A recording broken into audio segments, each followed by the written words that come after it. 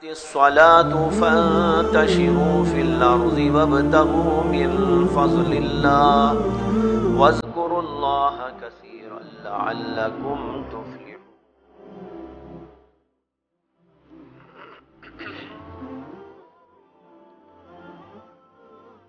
محترم حضرات، بھائی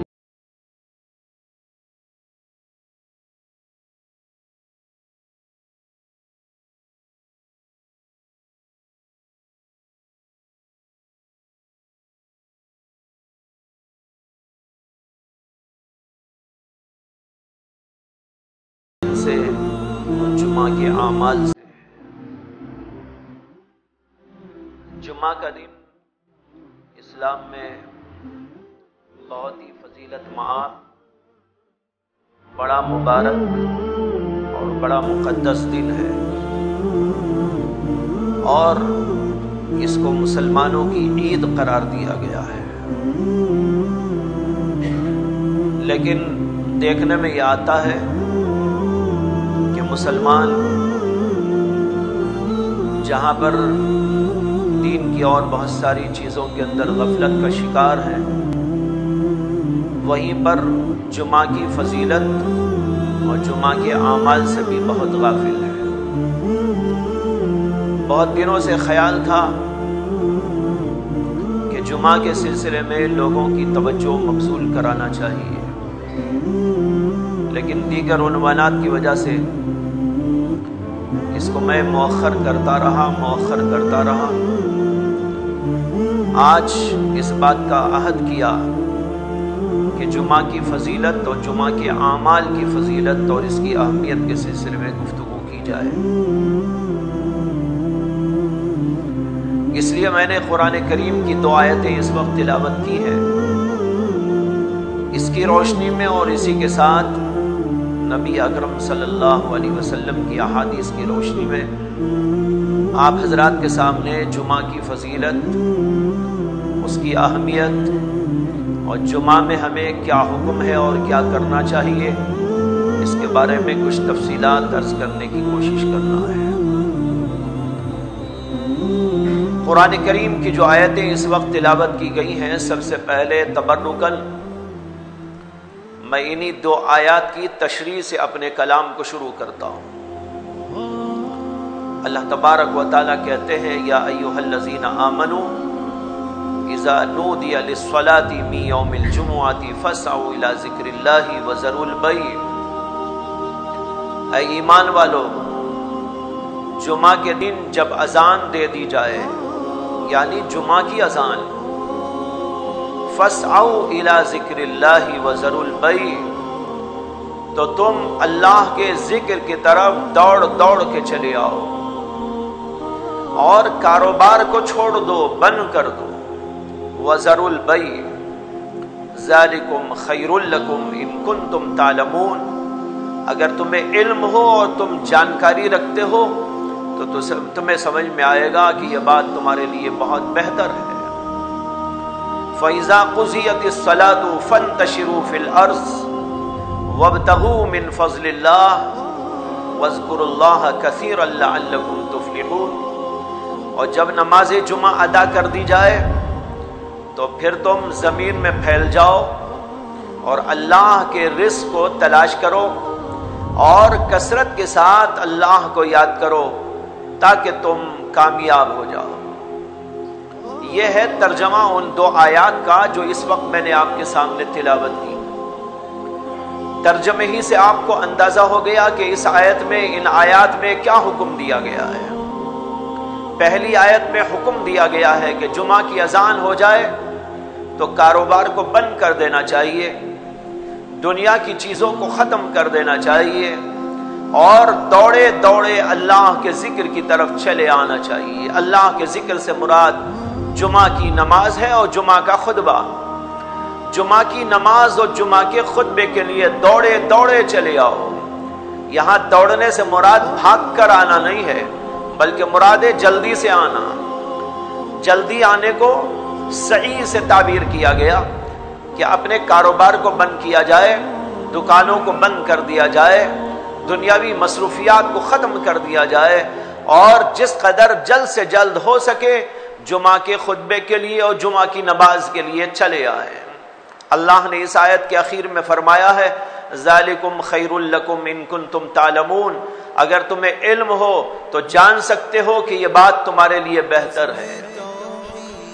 دنیا کے کاروبار میں رہ کر جمعہ کی نماز چھوڑ دینا بہتر نہیں ہے، اور جمعہ میں تاخیر سے پہنچنا بہتر نہیں ہے۔ اللہ کہتے ہیں بہتر یہ ہے کہ تمہارے کاروبار کو ٹھپ کر دو، کاروبار کو بند کر دو، چھوڑ دو، اور چلے آؤ اللہ کے نام کو سننے کے لیے، اللہ کے ذکر کے لیے، نماز کے لیے۔ یہ تمہارے لیے زیادہ بہتر بات ہے۔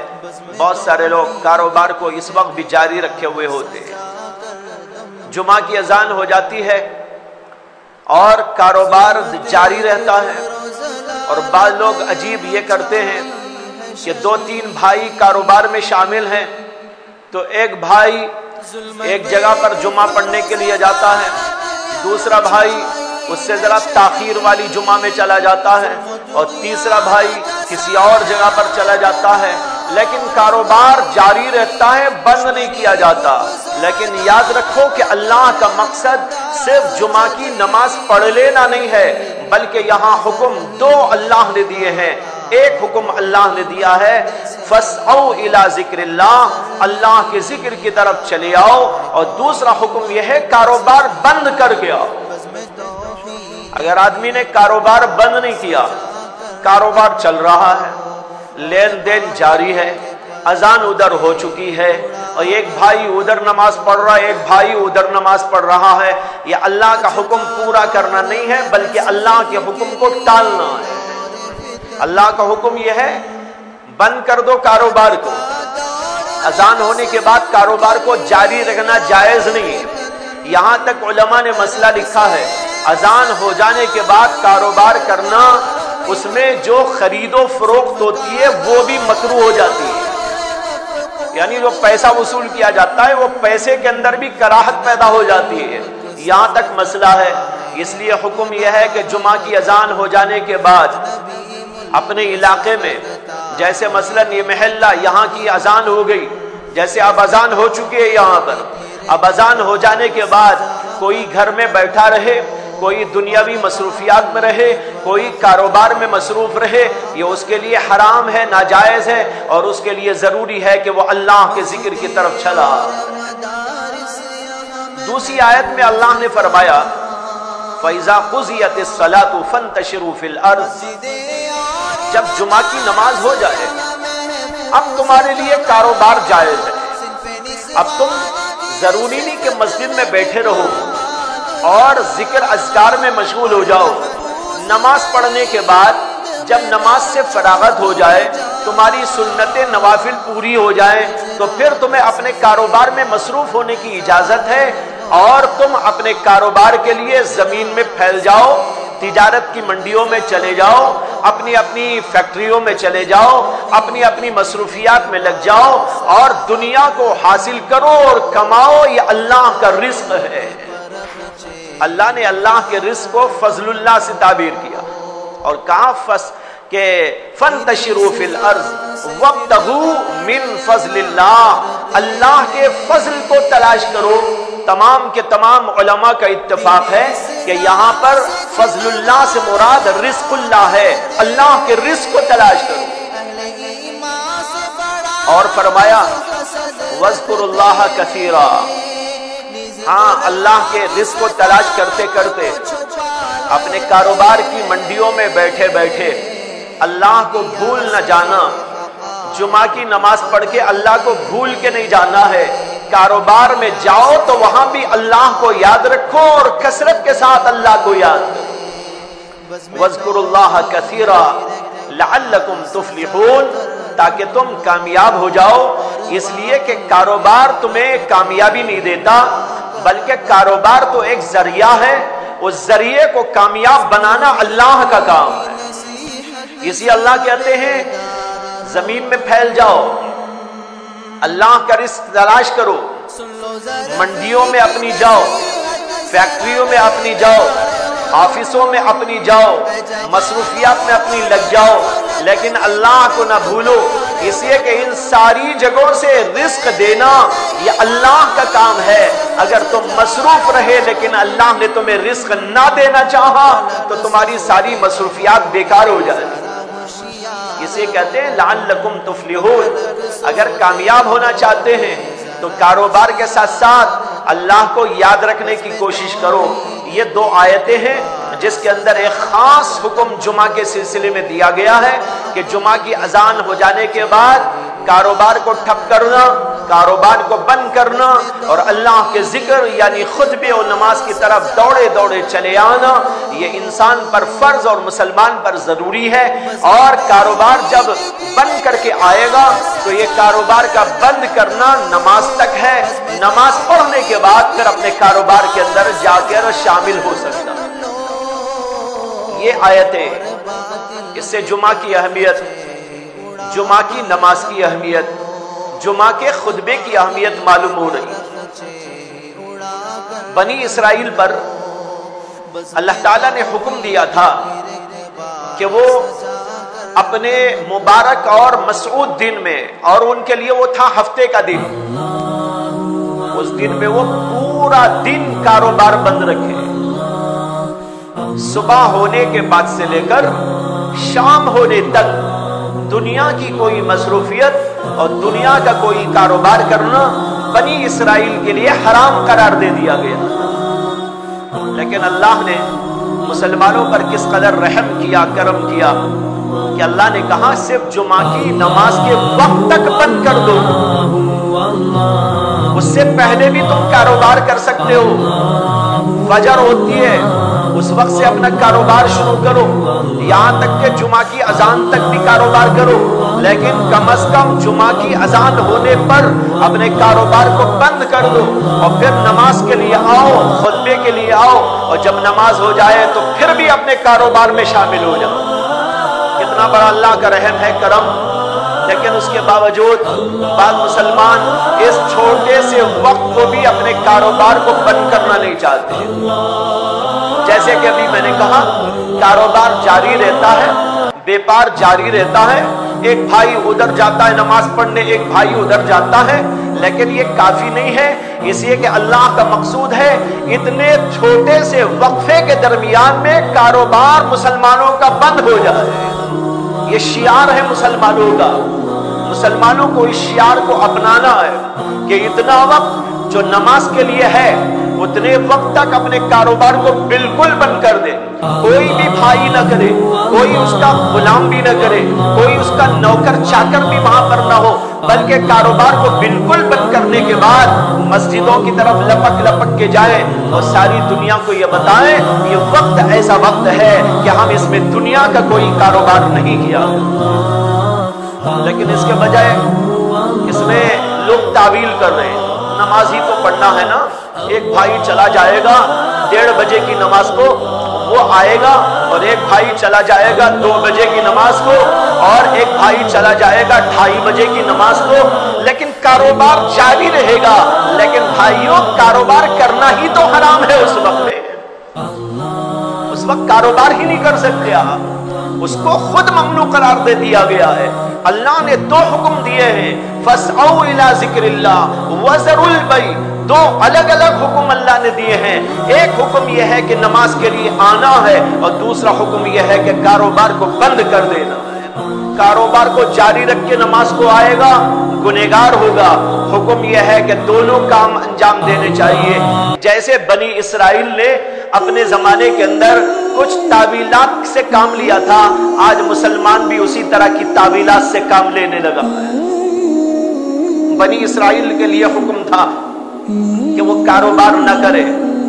قرآن کریم کے اندر اللہ نے بتایا کہ ایک علاقہ تھا جو ساحل سمندر پہ تھا، اور وہاں کے لوگ مچھلیوں کے بیپاری تھے، اور مچھلیاں پکڑ پکڑ کے کاروبار کرتے تھے۔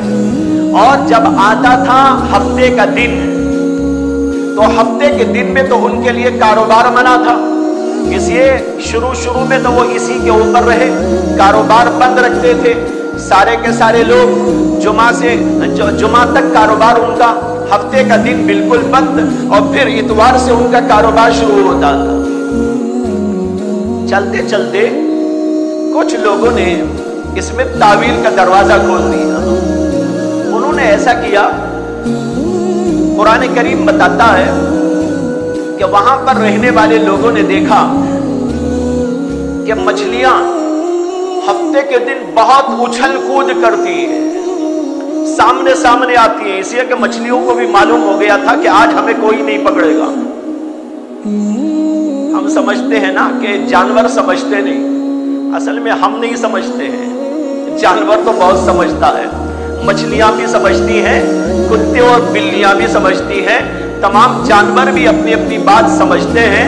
हमारी बात भी उनको समझ में आती है कि भाई इंसान क्या कर रहा है।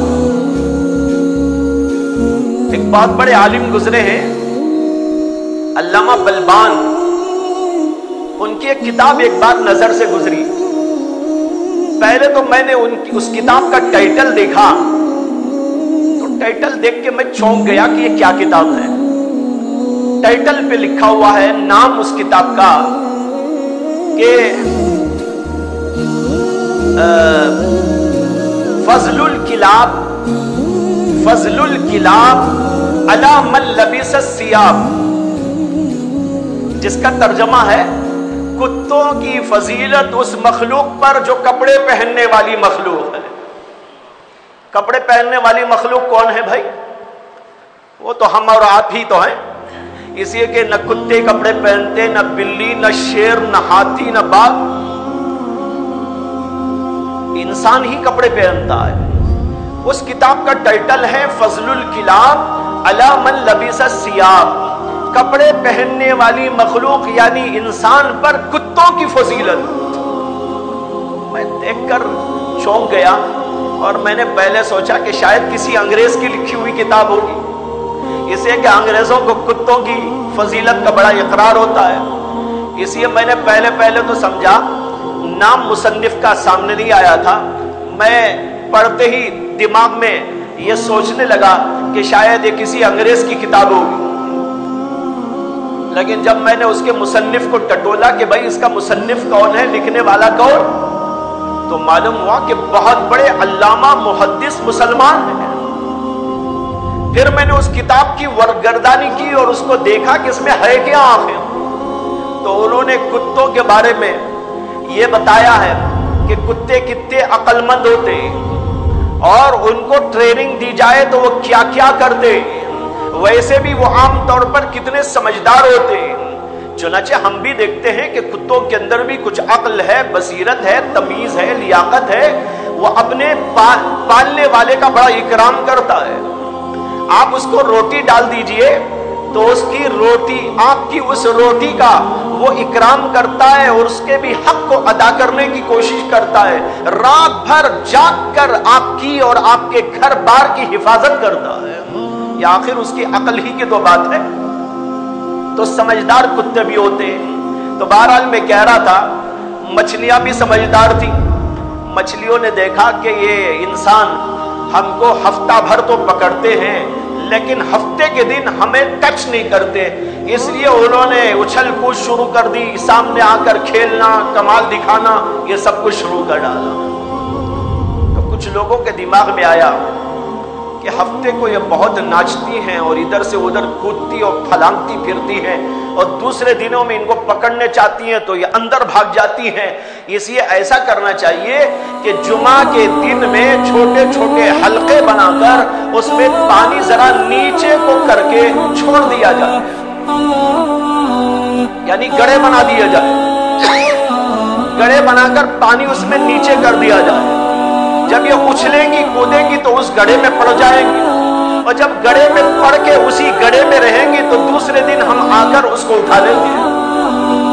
अब उन्होंने जुमा के दिन में एक कारस्तानी की और हफ्ते के दिन उछल कूद करने वाली मछलियां जब उछलती थी तो उस गड्ढे में आके पड़ती थी और गड्ढे में पड़ के फिर निकल नहीं सकती थी, इसलिए कि पानी नीचे की सतह पे होता था और उछल के बाहर निकलना उनके लिए मुमकिन ना होता था। इस तरीके पर वो गड्ढे में जाके फंस जाती थी और जो ही हफ्ते का दिन खत्म होता ये लोग जाते और उन गढ़ों से मछलियों को उठा के ले आते। کے دن کی اچھل کود کرنے والی مچھلیوں کو پکڑنے کا نظام بنایا۔ اللہ کو یہ بات ناپسند ہو گئی۔ اللہ تبارک و تعالیٰ نے ان کے ساتھ پہلے تو پیغمبروں سے، لوگوں سے ان کو ہدایت دینے کی کوشش کی، لیکن یہ تو ایسا ہوا کہ اس کی لت بڑھتی گئی۔ کچھ لوگوں نے پہلے کیا، بعد میں ان کی دیکھا دیکھی اور لوگوں نے کیا، پھر اس کے بعد یہ سلسلہ بڑھتا رہا، یہاں تک کہ پورے علاقے کے لوگ چند لوگوں کو چھوڑ کر اسی بات کے اندر مبتلا ہوتے چلے گئے۔ اللہ تبارک و تعالیٰ نے ان کے ساتھ عذاب کا معاملہ کیا۔ قرآن کے اندر موجود ہے، رات میں سوئے تو صبح وہ بندروں کی شکل میں تبدیل کر دیے۔ معلوم ہوا اللہ کے حکم کو ٹالنا نہیں، اللہ کے حکم میں تعویلیں نہیں، اللہ کے حکم میں حیلے اور بہانے نہیں، اللہ کا جو حکم ہے اس کے اوپر عمل کرنے کی کوشش ہو۔ اور یہ کاروبار کو بند کرنے سے اللہ کہتے ہیں یہ تمہارے لیے بہتر ہے۔ یہ نہ سوچو کہ ہم کاروبار بند کر دیں گے تو ہمیں نقصان ہوگا، ارے نقصان نہیں ہوگا، دینے والا تو میں ہوں، چھپڑ پھاڑ کے تم کو دے دوں۔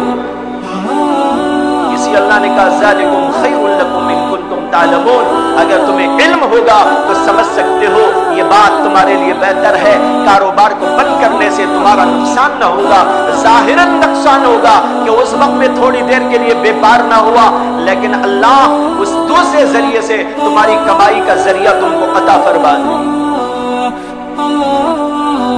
یہ ہے جمعہ کے سلسلے کی آیات اور اس کے بارے میں تھوڑی سی گفتگو۔ جیسے کہ میں نے شروع میں عرض کیا، جمعہ بہت ہی مبارک اور مقدس دن ہے، مسلمانوں کے لیے عید کا دن قرار دیا گیا ہے۔ اس دن کے بارے میں حدیث کے اندر آیا کہ نبی اکرم صلی اللہ علیہ وسلم نے ارشاد فرمایا کہ خیر یوم طلعت علیہ الشمس یوم الجمعہ فیہ خلق آدم وفیہ ادخل الجنہ وفیہ اخرج منہا۔ اللہ کے نبی علیہ السلام فرماتے ہیں دنوں میں سے سب سے بہتر دن جس پر سورج طلوع ہوا وہ جمعہ کا دن ہے۔ سورج تو روزانہ طلوع ہوتا ہے، ہفتے کے دن بھی طلوع ہوتا ہے، اتوار کے دن بھی طلوع ہوتا ہے، پیر کے دن بھی ہوتا ہے اور دنوں میں بھی ہوتا ہے۔ اللہ کے نبی علیہ السلام فرماتے ہیں بہترین دن جس کے اوپر سورج طلوع ہوا وہ کوئی اور دن نہیں، وہ جمعہ کا دن ہے۔ اور اس کی فضیلت کیا ہے؟ اللہ کے نبی علیہ السلام کہتے ہیں کہ اس کی فضیلت میں ایک بات تو یہ ہے فیہ خلق آدم، اسی دن حضرت آدم علیہ السلام کی پیدائش ہوئی تھی۔ حضرت آدم علیہ السلام کو اللہ تبارک و تعالیٰ نے جنت کے اندر جو پیدا کیا، جنت میں بھیجنے کے لیے پیدا کیا، یہ وہی دن تھا، یعنی جمعہ کا دن تھا۔ جمعہ کے دن میں حضرت سیدنا آدم علیہ السلام کو اللہ نے وجود عطا فرمایا۔ کہتے ہیں وَفِيهِ وَدْخِلَ الْجَنَّةِ، اور جمعہ ہی کے دن میں اللہ نے ان کو جنت کے اندر داخل فرمایا۔ ایک تو ان کی پیدائش جمعہ کے دن، اور پھر جمعہ کے دن پیدا کر کے جمعہ ہی کے دن اللہ نے ان سے کہا کہ اب تم جنت میں داخل ہو جاؤ، تم بھی اور تمہاری بیوی، اور یہاں پر تم رہو اور سکونت اختیار کرو۔ یہ بھی جمعہ کے دن ہوا۔ اور کہتے ہیں وَفِيهِ أُخْرِجَ مِنْهَا، اور تیسری فضیلت اس کی یہ ہے کہ جمعہ ہی کے دن حضرت آدم علیہ السلام کو جو جنت سے نکالا گیا ہے۔ تین کام ہوئے جمعہ کے دن میں۔ آدم کی پیدائش جمعہ کے دن، آدم کا جنت کے اندر داخلہ جمعہ کے دن، آدم علیہ السلام کا جنت سے نکالا جانا وہ جمعہ کا دن۔ اس کے اوپر اشکال ہوتا ہے کہ پہلی دو باتیں تو سمجھ میں آتی ہیں کہ فضیلت کی بات، جمعہ کے دن کی ایک فضیلت یہ ہے کہ حضرت آدم علیہ السلام کو اللہ نے جمعہ میں پیدا فرمایا۔ بڑا مبارک دن ہے، بڑا مسعود دن ہے، اس لیے کہ آدم علیہ السلام ہم سب کے اور پورے انسانوں کے باپ ہیں۔ ان کی پیدائش اللہ نے جمعہ کے دن میں فرمائی۔ اس لیے وہ مبارک دن ہوا۔ اور دوسری فضیلت یہ کہ ان کو جنت کے اندر داخلہ دیا گیا۔ جنت میں جانا بھی ایک بہت بڑے کمال کی بات ہے اور فضیلت کی چیز ہے، اس لیے جمعہ کی فضیلتوں میں اس کو شمار کیا، یہ بھی سمجھ میں آ رہا ہے۔ لیکن یہ جو اللہ کے نبی نے فرمایا حضرت آدم کو جمعہ ہی کے دن میں اللہ نے جنت سے نکالا تھا، اس کے اندر جمعہ کی فضیلت کہاں ہے؟ جنت سے نکالا جانا تو کوئی فضیلت کا کام نہیں، جنت میں جانا تو فضیلت ہے، جنت سے نکالا جانا فضیلت نہیں ہے، بلکہ ان کے لیے تو پریشانی کا سبب ہے۔ پھر اللہ کے نبی نے جمعہ کی فضیلتوں میں اس کو کیوں گنوایا؟ ایک بہت بڑا اشکال ہے جو اس حدیث پر وارد ہوتا ہے۔ حضرات علماء نے اس کے بارے میں بڑی تفصیلی گفتگو کی، لیکن ان ساری بحثوں کا خلاصہ میں آپ کے سامنے ذکر کرتا ہوں۔ خلاصہ یہ ہے کہ جس طریقے پر آدم کی پیدائش یہ باعث فضیلت بات، اور جس طرح جنت کے اندر ان کا داخلہ یہ بھی باعث فضیلت بات، اسی طریقے پر حضرت آدم کا جنت سے نکالا جانا بھی ایک درجے میں فضیلت ہی کی بات ہے۔ فضیلت کیسے ہے؟ وہ فضیلت اس طریقے پر ہے کہ اگر حضرت آدم علیہ السلام جنت ہی میں رہ جاتے اور دنیا میں نہ آتے تو پھر دنیا کا وجود بھی نہ ہوتا، یہاں انسانوں کا رہنا بھی نہ ہوتا، کہ اتنی بڑی کائنات کا جو نظم اور ضبط اور یہاں کی چیزیں ہیں یہ ساری چیزیں بھی ناپید ہوتی۔ اور پھر یہ حضرت آدم علیہ السلام کو اللہ نے جنت سے نکال کر دنیا میں بھیج کر حضرت آدم اور حضرت آدم کی ذریت کو ترقی کے مواقع نصیب کر دیے تھے، اس لیے کہ اگر وہ دنیا میں نہ آتے تو آدم علیہ السلام بس جنت کی غذائیں کھاتے رہ جاتے، لیکن کوئی ان کے اندر ترقی نہ ہوتی۔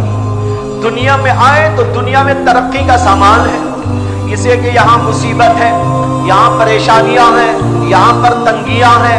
ان پریشانیوں میں اور تنگیوں میں اور ان مصیبتوں میں رہتے رہتے جب انسان صبر کرتا ہے اور اللہ کو راضی کرنے کی فکر کرتا ہے، اور یہاں پر گناہ کے اسباب بھی ہوتے ہیں، ان گناہ کے اسباب میں رہتے ہوئے کبھی اپنی آنکھوں کو بچاتا ہے اور اپنی شرمگاہ کی حفاظت کرتا ہے اور اپنی زبان کی حفاظت کرتا ہے اور اپنے آپ کو گناہوں سے بچانے کے لیے کوششیں اور محنتیں کرتا ہے، اس کے نتیجے میں انسان اللہ کے نزدیک فرشتوں سے اونچا ہو جاتا ہے۔ اگر آدم علیہ السلام جنت میں رہتے تو وہاں پر ان کا درجہ فرشتوں سے بڑھا نہ جاتا، لیکن اللہ کو بتانا تھا کہ میں جس مخلوق آدم کو پیدا کیا ہو وہ فرشتوں سے بھی آگے کی مخلوق ہے۔ اسی لیے جب آدم علیہ السلام کو اللہ نے پیدا کیا تو فرشتوں کو حکم دیا تھا اسجدوا لی آدم کے سامنے سجدہ کرو، یہ بتانے کے لیے یہ معمولی مخلوق نہیں ہے، یہ تمہارے سے بھی اونچی مخلوق ہے، یہ تمہارے سے بھی فضیلت معام مخلوق ہے، یہ تمہارے سے بھی تقدس معام مخلوق ہے، اس کے اندر وہ خصوصیات اور اس کے اندر وہ کمالات موجود ہیں جو تمہارے اندر موجود نہیں ہے۔ فرشتوں سے بڑھ کر اللہ نے آدم کو اور آدم کی ذریت کو بنایا ہے، لیکن ظاہر بات ہے کہ یہ بات سامنے ظاہر کرنے کے لیے دنیا میں آنا ضروری تھا۔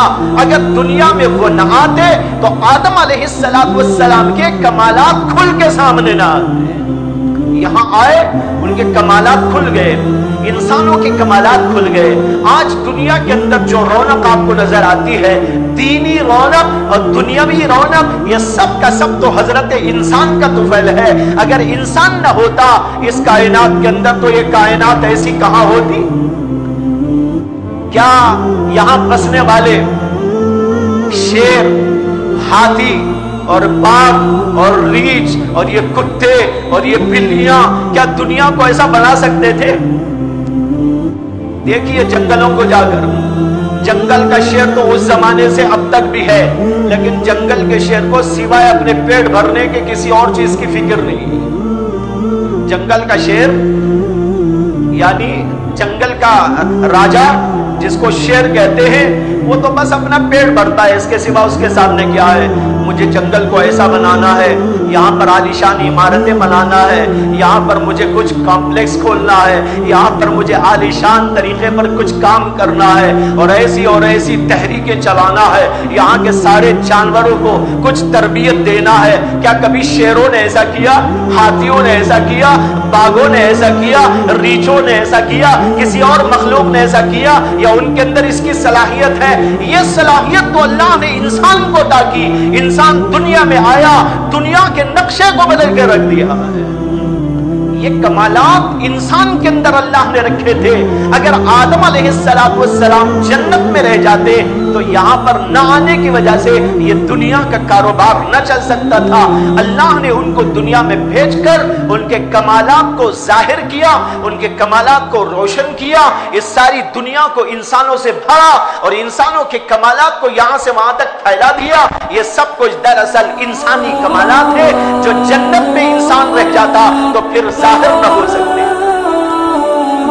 اسی اب سوچئے کہ اللہ کے نبی علیہ السلام نے جو فرمایا بالکل ٹھیک ہی تو فرمایا۔ جمعہ کی ایک فضیلت یہ ہے کہ جمعہ میں آدم پیدا کیے گئے، ایک فضیلت اس کی یہ ہے کہ جمعہ کے اندر آدم علیہ السلام کو جنت میں داخل کیا گیا۔ جمعہ کی ایک فضیلت یہ ہے کہ اسی دن دنیا میں ان کو بھیجا اور جنت سے نکالا گیا۔ وہاں سے نہ نکالا جاتا تو ان کے کمالات دنیا میں آ نہ سکتے تھے، اس لیے ان کا نکالا جانا بھی یہ جمعہ کی فضیلتوں کے اندر داخل۔ یہ ایک حدیث کی تشریح ہوئی۔ بعض حدیثوں کے اندر جمعہ کی فضیلتوں میں اللہ کے نبی علیہ السلام نے فرمایا فیہا سعد لا یوافقها عبد مسلم وهو يصلي وهو قائم يصلي يسأل الله تعالی شيئا الا اعطاه اياه۔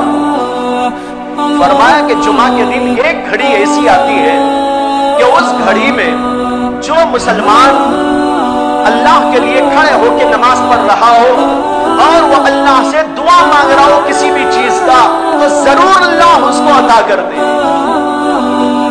ایک گھڑی ایسی آتی ہے جمعہ میں، یہ جمعہ کی فضیلت کہ وہ گھڑی دعا کی قبولیت کی گھڑی ہوتی۔ اگر کوئی انسان اس گھڑی میں اللہ سے دعا مانگ لے گا، جو بھی مانگے گا قبول ہو جائے گا، لیکن اس گھڑی کو اللہ نے چھپا دیا۔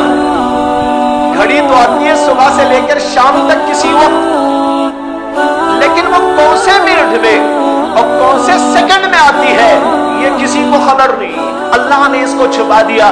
کیوں چھپا دیا اللہ نے؟ اس لیے کہ جو چیز بڑی قیمتی ہوتی ہے اسے چھپا کے رکھا جاتا ہے۔ آپ ہیرو کو، جواہرات کو اور سونے اور چاندی کو کہیں یوں ہی ڈال کے نہیں رکھ دیتے، لوگوں سے چھپا کے رکھتے ہیں، بلکہ اپنے بچوں سے بھی چھپا کے رکھتے ہیں۔ روپیہ اور پیسہ وہ بھی محفوظ جگہ میں رکھا جاتا ہے، یوں ہی کہیں ڈال کے نہیں رکھ دیا جاتا۔ کیوں؟ اس لیے کہ وہ قیمتی چیز ہوا کرتی ہے۔ قیمتی چیز کا اصول یہ ہوتا ہے کہ اس کو چھپا کے رکھا جاتا ہے۔ یہیں سے دماغ ایک اور سلسلے میں منتقل ہو گیا، وہ یہ ہے کہ اسلام میں عورتوں کو بھی چھپا کے رکھا جاتا ہے۔ لوگ کہتے ہیں کہ عورتوں کو پردے میں رکھ کر ان کو قید میں ڈال دیا ہے۔ ہم کہتے ہیں قید میں نہیں ڈالا ہے، ان کی فضیلت بیان کی گئی، ان کا مرتبہ گنایا گیا ہے، ان کے مقام کو بتایا گیا ہے کہ ہمارے نزدیک ان کا مقام بہت اعلیٰ ہے، بہت عرفہ ہے، مردوں سے زیادہ وہ بھاری، مردوں سے زیادہ قیمتی ہوتی ہے۔ قیمتی چیز کو چھپا کے رکھنا یہ ہر جگہ کا اصول و ضابطہ ہے۔ سونے کو چھپا کے رکھتے ہو، چاندی کو چھپا کے رکھتے ہو، ہیروں کو چھپا کے رکھتے ہو، پیسوں کو چھپا کے رکھتے ہو، اپنی قیمتی چیزوں کو چھپا کے رکھتے ہو، اپنے ڈاکومنٹس کو چھپا کے رکھتے ہو، اپنی دستاویزات کو چھپا کے رکھتے ہو، اپنی سندوں کو، سرٹیفکیٹ کو چھپا کے رکھتے ہو۔ اگر اللہ کہتا عورتوں کو چھپا کے رکھو، یہ ان کے لیے قید نہیں، ان کی عزت اور مقام کو بتانے کے لیے۔ لیکن بے وقوفوں کو سمجھ میں نہیں آتا۔ ہم ان سے کہتے ہیں اگر چیزوں کو باہر لانا یہ ان کی عزت اور یہ ان کے لیے فضیلت ہے تو تم اپنے سونے و چاندی کے ڈھیروں کو بھی باہر لا کے کیوں نہیں ڈالتے؟ اپنی سندوں کو باہر کیوں نہیں ڈال دیتے؟ اپنی سرٹیفکیٹ کو باہر کیوں نہیں ڈال دیتے؟ اپنے ڈاکومنٹس کو باہر کیوں نہیں ڈال دیتے؟ اس کو چھپا کے کیوں رکھتے ہو؟ تمہارے نزدیک وہ قیمتی ہے، قیمتی سرمایہ کو چھپاتے ہو۔ اللہ کہتا ہے کہ عورتیں بھی قیمتی سرمایہ ہیں، ان کو بھی چھپا کے رکھو۔ بہرحال بتا یہ رہا تھا یہ بہت ہی قیمتی چیز ہے، اللہ نے اس کو چھپا دیا تاکہ ایرا غیرہ نتو خیرہ اس پہ ہاتھ نہ ڈالے۔ اس کو استعمال کرے تو کوئی عقل مند استعمال کرے، کوئی صالح استعمال کرے، کوئی متقی استعمال کرے، کوئی بے ڈھنگا اس کو استعمال نہ کرے۔ مثال کے طور پر دعا قبول ہوتی ہے، اللہ نے بتایا، اللہ کے نبی نے بتایا۔ اگر یہ یوں ہی بتا دیا جاتا بھئی اتنے منٹ پہ اتنے سیکنڈ پہ دعا قبول ہوتی ہے، فاسق و فاجر اپنی فسق و فجور کی دعائیں کرتے، فحاش اپنی عریانی و بدکاری کے لیے دعا کرتا، زناکار اپنے زنا کے لیے دعا کرتا، چور اپنی چوری کے لیے دعا کرتا، ڈاکو اپنے ڈاکے کے لیے دعا کرتا، اے اللہ میں ڈاکہ ڈالوں تو مجھے کہیں اچھے سے اچھا مال عطا کر دے، اللہ تبارک و تعالیٰ قبول کر دے۔ لیکن اللہ نے اس کو چھپا دیا تاکہ نیک لوگ، متقی لوگ، اللہ سے تعلق رکھنے والے لوگ، اللہ تعالیٰ سے یقین، اللہ تعالیٰ سے محبت رکھنے والے لوگ اور خوف آخرت رکھنے والے لوگ اس کی طلب میں، اس کی جستجو میں آئے، اور ان کو نماز پڑھنی ہوگی، ان کو تلاش کرنا پڑے گا اور تلاش کر کر کے اس چیز کو لینا پڑے گا۔ اس کے لیے ہر ایرا غیرہ نتھو خیرہ نہیں آئے گا، چور نہیں آئے گا، ڈاکو نہیں آئے گا، فاحش نہیں آئے گا، بدکار نہیں آئے گا، فاسق نہیں آئے گا، کافر نہیں آئے گا۔ آئے گا تو کون آئے گا؟ وہ آئے گا جسے نماز پڑھنی ہے، جسے ذکر کرنی ہے، جسے اللہ سے تعلق پیدا کرنا ہے، جسے اللہ سے لو لگانا ہے، وہ آئے گا، ڈھونڈے گا اور اس کو وہ چیز عطا کر دی جائے۔ اس کو فرمایا نبی اکرم صلی اللہ علیہ وسلم، فیہا ساعۃ لا یوافقها عبد مسلم، اس کے اندر ایک گھڑی ایسی آتی ہے کہ جو بھی مسلمان بندہ اس گھڑی کی موافقت کر جاتا ہے، وَهُوَ قَائِمٌ يُصَلِّي، اس حالت میں کہ وہ کھڑے ہوئے اللہ کے سامنے نماز ادا کر رہا ہو، يَسْأَلُ اللَّهَ تَعَالَى شَيْئًا، اور اللہ تعالیٰ سے مانگ رہا ہو کوئی چیز کو، إِلَّا آتَاهُ إِيَّاهُ، تو ضرور اللہ اسے وہ چیز عطا کر دیتے۔ اب یہ تلاش کرنا پڑے گا کون سے وقت میں آتی ہے۔ صحابہ کرام میں اس میں دو رائے ملتی۔ ایک رائے اس سلسلے میں یہ ہے کہ یہ گھڑی جو آتی ہے جمعہ کی، یہ امام کے خطبے کے لیے آنے پر شروع ہوتی، اور جب امام نماز سے فراغت پاتا ہے اس درمیان میں کوئی وقت ہوتا ہے، خطبہ شروع ہونے سے لے کر نماز کے ختم تک، اس درمیان میں یہ کتنا وقت ہوتا ہے بھائی؟ زیادہ سے زیادہ 15-20 منٹ۔ یہ 15-20 منٹ کا جو وقت ہوتا ہے، اس کے درمیان ایک گھڑی ایسی آتی ہے کہ اس وقت میں جو آدمی دعا کرتا ہے وہ قبول ہو جاتا ہے۔ لیکن یہ دل میں دعا کرتے رہنا ہے۔ خطبے کے دوران کوئی آدمی بیٹھ جائے دعا کرنے کے لیے خطبہ چھوڑ کر، تو یہ جائز نہیں۔ اللہ نے یہاں بھی دیکھو قید لگا دی، یہاں ہاتھ اٹھا کے دعا نہیں مانگ سکتے، یہاں زبان چلا کے دعا نہیں مانگ سکتے، یہاں پر تمہیں دل میں اللہ کی طرف توجہ کرنی ہے۔ خطبہ بھی سنتے رہو، دل میں دعا کرتے رہو، معلوم نہیں کون سی گھڑی آئے اور تمہاری دعا قبول ہو جائے۔ اور بعض علماء نے کہا کہ جب دو خطبوں کے درمیان امام بیٹھتا ہے، اس بیٹھک کے درمیان میں وہ گھڑی آتی، اب تو بڑا اچھا موقع ہے، اس لیے کہ بہت کم سا وقفہ ہے، اس وقفے میں دعا کر لینا اور دل کے اندر اللہ کی طرف توجہ دے دینا، یہ بہت ہی جو ہے آسان بات ہے۔ اور بعض کہتے ہیں نماز تک وہ سلسلہ ہے، کسی وقت بھی آ سکتی ہے۔ ایک قول تو اس سلسلے میں یہ ہے، اور دوسرا قول جو بہت سے صحابہ، بہت سے علماء کا اختیار کرتا ہے، وہ یہ ہے کہ یہ گھڑی عصر سے لے کر مغرب تک آتی ہے۔ حضرت ابو ہریرہ रजी अल्लाह ताला अन्हु से भी एक रिवायत इस सिलसिले में मरवी है। इसी तरह और भी बात सहाबा किराम से मरवी है। ये बताया गया कि असर की नमाज पढ़कर मगरिब के दरमियान का जो वक्त होता है, उस वक्त में अगर कोई आदमी बैठे और दुआ मांगे मांगे मांगे तो कोई वक्त आएगा और वो अल्लाह कबूल फरमा लेंगे। लेकिन जैसे मैंने कहा ये दो कौल हैं, वरना तो कौल ये है कि जुमा के पूरे दिन में कभी भी वो आ सकती है। बहरहाल भाइयों, अल्लाह ने इसको छुपाए रखा। इस घड़ी को अल्लाह से मांगना और इसकी तलाश और जुस्तजू करके पा लेना, ये इंसान के लिए बहुत कीमती सरमाया होगा। इसको इस हदीस पाक के अंदर फरमाया, ये जुमा की फजीलतों में से एक अहम फजीलत। चौथी फजीलत जुमा की ये है कि एक हदीस में अल्लाह के नबी अलैहिस्सलातु वस्सलाम ने इरशाद फरमाया कि जो बंदा जुमा के दिन वुजू करता है और बेहतरीन अंदाज से वुजू करता है और फिर वो जुमा के लिए चल पड़ता है और खामोशी के साथ मस्जिद में आके बैठ जाता है और जब इमाम खुतबा देता है तो उसको सुनता है, फरमाया कि इस आदमी के लिए एक जुमा से दूसरी जुमा तक जो कुछ के गुनाह छोटे मोटे हुए हैं वो सब माफ कर दिए जाते हैं। अच्छी तरह वुजू करना और अव्वल वक्त में नमाज पढ़ने के लिए मस्जिद आना और खामोशी के साथ बैठकर खुतबा सुनना, फिर नमाज पढ़ के जाना।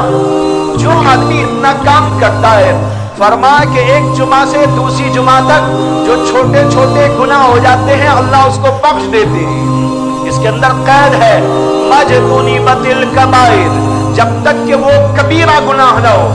गुनाह कबीरा तो सिर्फ तौबा से माफ होता है। गुनाह की दो किस्में हैं, एक छोटे गुनाह, एक बड़े गुनाह।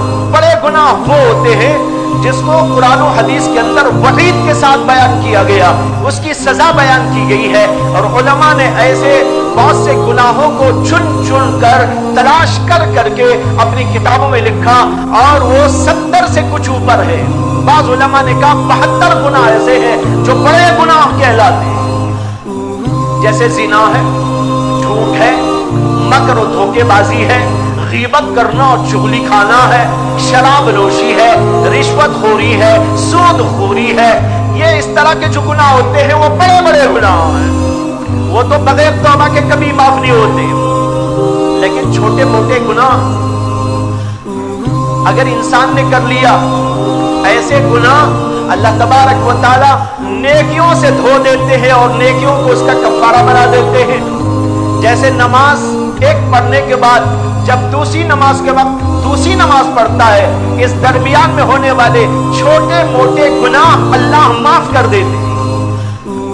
इसी तरह पांचों वक्त जो गुनाह हो जाते हैं वो गुनाह, लेकिन ये छोटे गुनाह माफ होते हैं, बड़े गुनाह माफ नहीं होते। बड़े गुनाह तो तौबा ही से माफ होते हैं। तो इस हदीस के अंदर बताया कि एक जुमा से दूसरी जुमा के दरमियान जो छोटे मोटे गुनाह हो वो बख्श दिए जाते हैं। चुनांचे एक और हदीस में इसी मजमून को अल्लाह के नबी अलैहिस्सलातु वस्सलाम ने यूं फरमाया कि 5 वक्त नमाजें और जुमा से दूसरी जुमा तक और एक रमजान से दूसरे रमजान तक, इनके दरमियान में जो छोटे मोटे गुनाह होते हैं अल्लाह उनको उनका कफारा बना देता है।